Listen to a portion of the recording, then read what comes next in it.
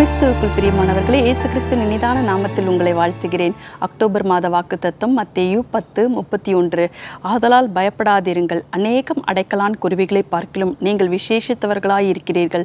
Matthew chapter 10 verse 31. So don't be afraid, you are worth more than many sparrows. இந்த வசனத்தை கர்த்தர் நமக்கு October மாத வாக்குத்தத்தமாக நமக்கு கொடுத்திருக்கிறார். கர்த்தர் எவ்வளவு நம்மை நேசிக்கிறார் பாருங்க. நம்ம எவ்வளவு விசேஷித்தமானவங்க, நம்ம எவ்வளவு வேல்யூபிளாக இருக்கோம் அவருடைய பார்வையில் என்பதை ஆண்டவர் இங்கே நமக்கு ஆண்டவர் வாக்குத்தத்தமாக உறுதிப்படுத்துகிறார். அநேக முறை நாம் பயப்படுகிறோம், அநேக முறை நாம் திகிலாக இருப்போம் நம்மளோட வாழ்க்கையை பற்றி. ஆண்டவராகிய இயேசு கிறிஸ்து தன்னுடைய 12 சீஷர்களை அழைத்து அவர்களை ஊழியத்தின் பாதைக்கு ப்ரிப்பேர் பண்ணுகிறார். அவர்களுக்கு பிசாசுகளை துரத்தும் வல்லமையும் கொடுத்து, வியாதியை சுகமாக்கும் வல்லமையை கொடுத்து, எல்லாவற்றையும் கொடுத்து அவர்கள் நீங்கள் சுவிசேஷத்திற்கு செல்லும் பொழுது அவர்களுக்கு நேரிடும் உபத்திரவங்களை பற்றி ஆண்டவர் அவர்களை மைண்டை ப்ரிப்பேர் பண்ணுற விதமாக தெளிவாக அழகாக சொல்லுகிறார்.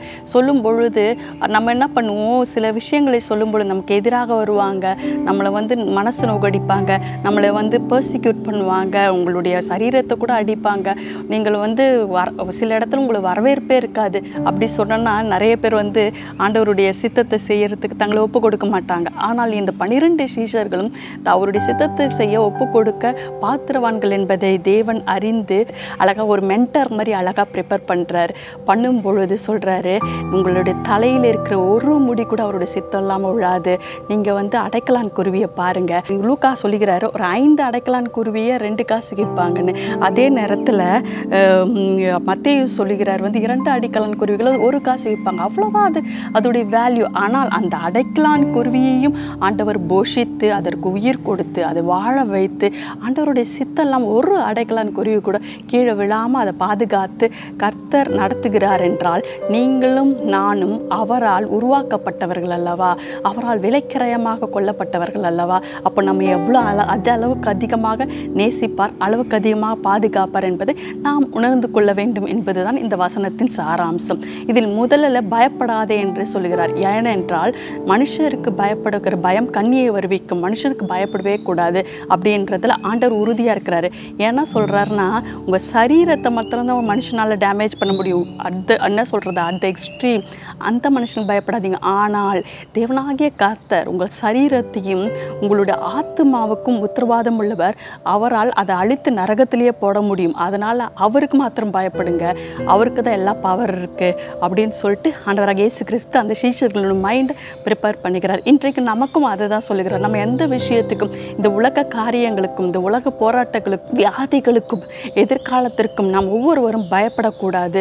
பயப்படாமல் என் தேவன் என்னோடு கூட இருப்பார், என் தேவன் எனக்காக யாவையும் செய்து முடிப்பார், என் தேவன் என்னுடைய அக்கினியின் நடுவிலே இருப்பார், என் தேவன் என் வெள்ளங்களுக்கு நடுவிலே இருப்பார் என்ற விசுவாசம் நமக்கு இருந்தால், ஒவ்வொரு கிறிஸ்தவனுக்கும் மிக முக்கியமாக பயப்படுதல் இருக்கக்கூடாது, மற்றவர்களை பயமுறுத்துதலும் இருக்கக்கூடாது. இது இரண்டும் இருந்தால் அவன் கர்த்தராகிய இயேசு கிறிஸ்துவை உண்மையாக விசுவாசித்து ரட்சிக்கப்பட்டவனாக இருப்பான்.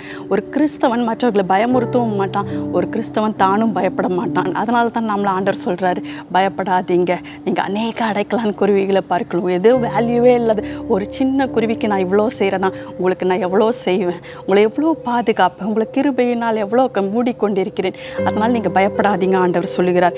ஏன் ஆண்டவரே நம்ம மேலே அவ்வளோ பாசமாக இருக்கிறன்னா, நம்ம ஒவ்வொருவரையும் ஆண்டவர் தெரிந்தெடுத்து இருக்கிறார். we are chosen by God.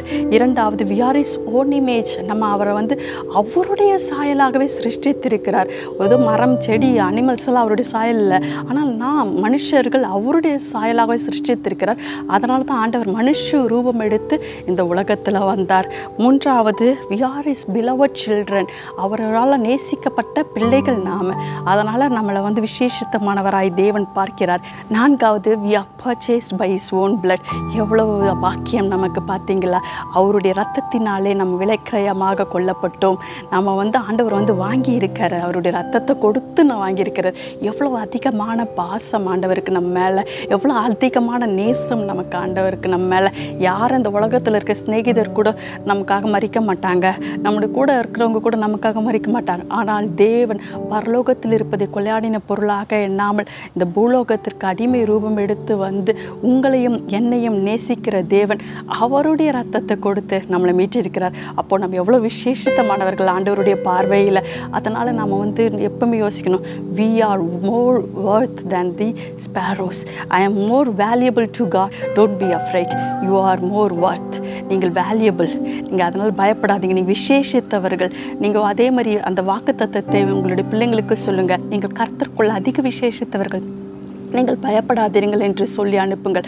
அந்த வாக்குத்தத்தம், அந்த வசனம் உங்களுடைய பிள்ளைகளிடத்தில் அது கிரியை செய்யட்டும். உங்கள் சபையில் கிரியை செய்யட்டும். உங்கள் சபையில் சொல்லுங்கள், நீங்கள் விசேஷத்தவர்களாக இருக்கல. ஒவ்வொருவரும் சபையில் இருக்கிற ஒவ்வொரு மக்களும் கர்த்தருடைய பார்வையில் விசேஷத்தவராக இருக்கிறீர்கள்.